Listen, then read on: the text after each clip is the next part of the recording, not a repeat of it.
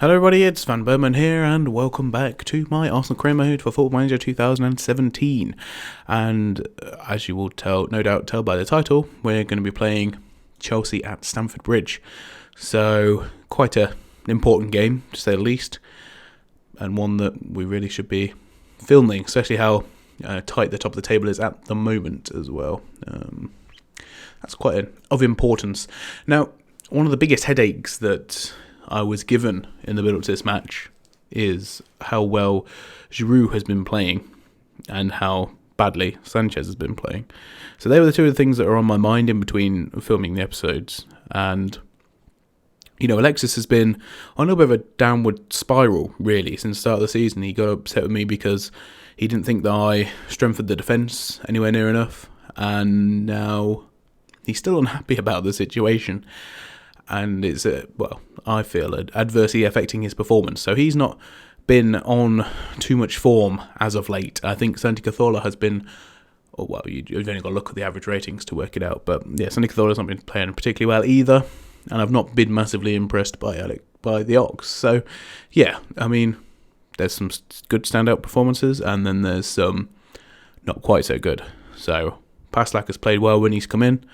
Giroud's played really well, especially in the last couple of games, and I think Ryan Sessegnon, I can't pronounce his name. If anyone knows the phonetic way, let me know. And Perez has actually played well as well. So, yeah, I mean, it's been a bit difficult. I would probably say, on balance, this, or maybe Walcott in there instead of the Ox, potentially.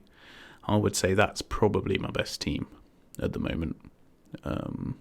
I think you could probably pick between Xhaka and Coquelin, depending on how defensive you want to play. But I would say that this is up there, definitely. Some guy got upset with me for not playing Xhaka as a defensive, as a deep lying playmaker, and not playing Ramsey as an attacking playmaker. But like I replied to him in the comments, sometimes you have to use your players how you want, how you feel best helps the team. Sanchez is an inside forward. See, I always thought that Walcott would play better as an inside forward, but hey, what do I know? I think one of the wingers should push up more than the other, though. That's a general rule that I agree with. Okay, yep, Maricardi. Arsenal on a high, and that should be enough to get them the victory over Chelsea today. So N'Golo Kante is out. That's always a good sign. And I guess we'll see how this goes. I mean, it is probably one of the biggest games so far this season, I would say. Dennis Bergkamp giving me some advice there. What should I tell them? I can't remember what happened in the last game, so let's just say, pick up where you... I think we played quite well, actually. So this is probably one of the first tests for Mario Cardi, actually. Some guy got upset with me. I think I called him Mario as a joke, and then some people got a bit upset by that. Although, actually, I should be playing this in... wait until see what this chance does. Because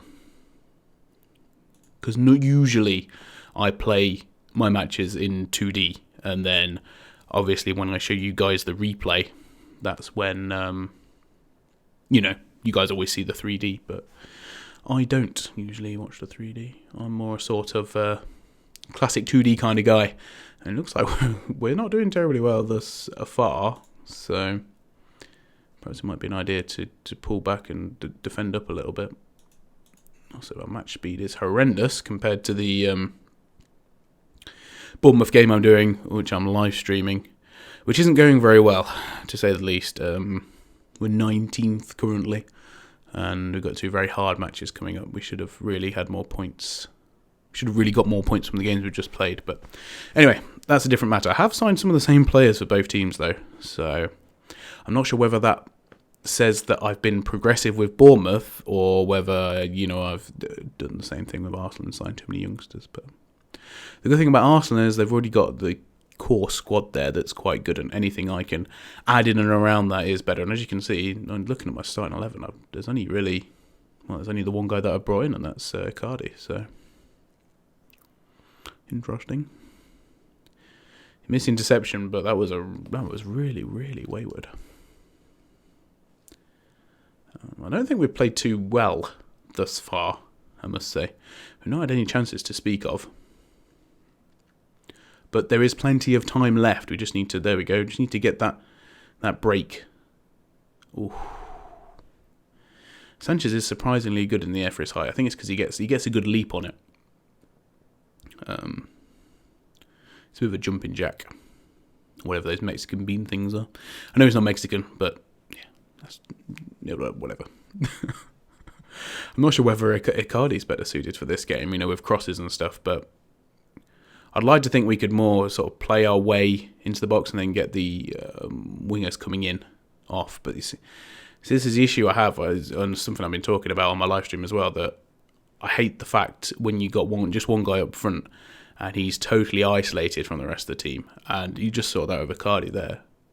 Like, it's not so bad on the wings because, we're up against only really one player on the wing, usually. Whereas if you're a striker, in the middle of the field all alone, potentially you're surrounded by two or three players. There's not really too much options in order to break out. Ramsey's going for it here. Well, that could be a nice ball. Cross it in. Oh, you just square that, Alexis. It's an open goal. But anyway, okay. So we played a lot better in the second half. Second half of the first half, even. I'm going to tell them that I'm not happy with them, just because it might sort of give them a bit of a boost. Because the first half of that half, we didn't play very well. Now, I have made a free transfer offer for a player, and if that comes in, 1 or 2 days after this match, then I'll also be showing that as well as part of this episode. And a spoiler: anyone who has seen my Bournemouth live stream, you'll already know who it is, because I signed him on there for Bournemouth, and I decided to sign him as a backup player for the Arsenal team this season, just for a bit of strength and depth. Hopefully, he'll never play. The funny thing is last season on Football Manager 2016, when I'd played my Arsenal career mode, I actually signed Richard Dunn on a 9-month contract or 6-month contract, whatever it happened to be at the time, and he played about 3 or 4 games and had a bit of a defensive crisis. And then in January I bought Sula, the guy that plays for Hoffenheim, centre back. It's one of those teams anyway. And yeah, never really looked back from there, but yeah, so I do like a good free transfer every now and again. Kashani, he should have done a lot better there, I think. I felt like, but never mind. We're making a lot of good chances, and the team seems up for it thus far. Go on, Icardi. Oh, that's weak. He's such a good finisher as well, so it's like my mind just sort of runs on the notion that if we can get Icardi in the box, one-on-one with a keeper, or anywhere around anywhere in a decent shooting position, he's always got a chance of scoring, and that was a bit weak by Walcott, to be honest. I'm going to wait and see what happens with this particular highlight, and then I'm going to make a substitution, I think. Oh. Okay.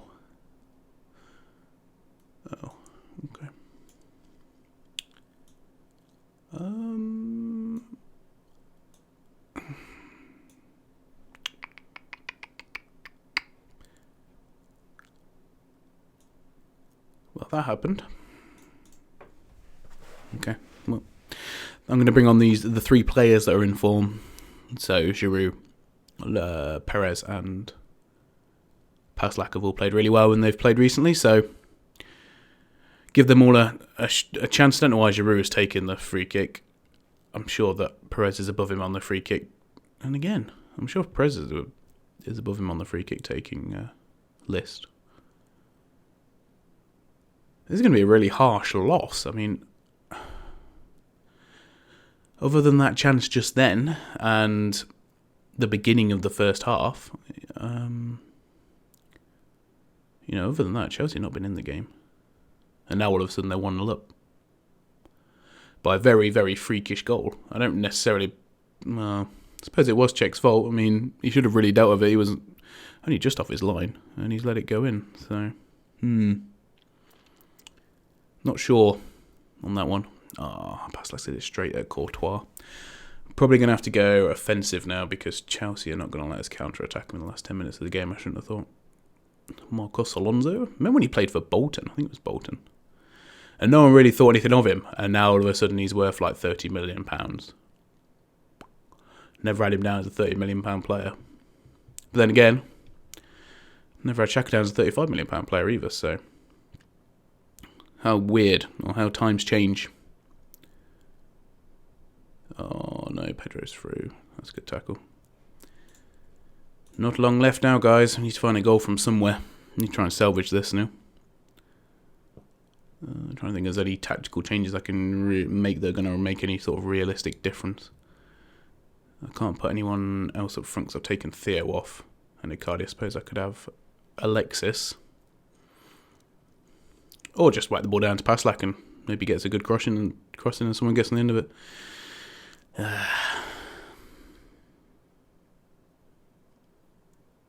On Bellerin. Corner. If this is Giroud taking it, I'm going to say, I'm not being impressed. I'm not doing it in England.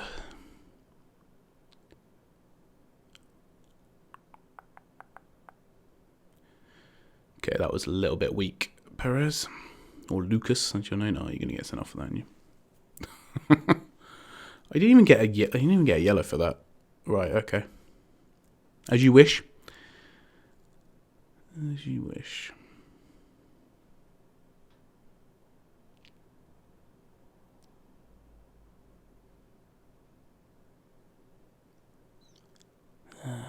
Goodness.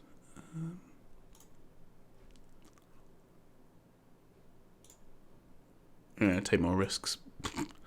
Don't know what else to tell him at this point because I need a goal.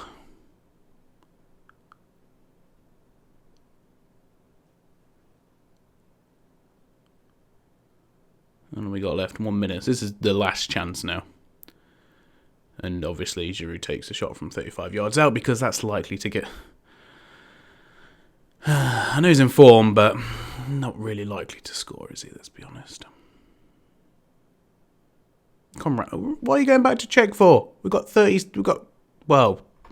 had 30 seconds. We now have substantially less. Right, go on, Paslak, make a run. That's it. Out to Bellerin. Bellerin, whip it in. Oh. It's so annoying to lose by such a freakish goal. But we have. Okay, well.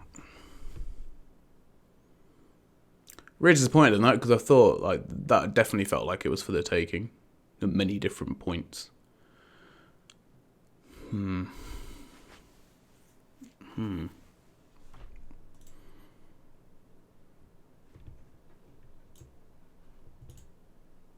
I don't know what to say about that, to be honest. Didn't perform, and that means that's our first loss of the season. So that's a bit annoying to have happen. How do you think you and your team will react? Yeah, we need to bounce back for shizzles, for shorzos. You need to be treated with blasé attitude. Oh, thanks for that.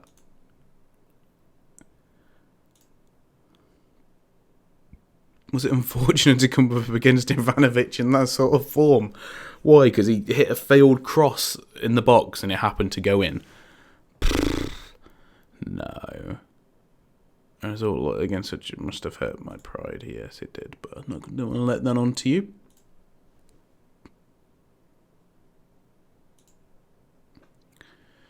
Barcelona manager, interesting signing. Hector Bellerin. Yeah, he can go away because Bellerin's going absolutely nowhere. Even though I must say I do think Paslak is a good player as well. I'm just saying. I know some people get upset about that, but it's true.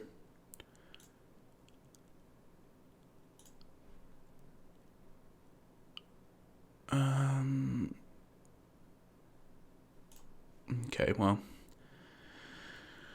Not much I can do about that. You lose games sometimes. It happens. After we move on to the next one. we've got some very, very winnable matches coming up. And obviously we're not going to get that free transfer done this episode, which I'll have to talk about that next time. But looking at our fixture list, we've got plenty of winnable games up until, well, the end of November now. I mean, I would sort of expect us to win almost all of them. We've not been playing badly. I think that loss is a bit of a blip. It's unfortunate because I felt like with a better team, really, overall. You guys make your own decision on that one, whether you agree or not. But yeah, that was a bit of a bit one to take. But it happens in football. Sometimes you lose games like that. We just weren't clinical enough. But I think I have a good feeling we'll bounce back strongly. And yeah, we'll hopefully have some good episodes coming up. But anyway, thanks for watching, everybody. And I'll see you all on the next one. Goodbye.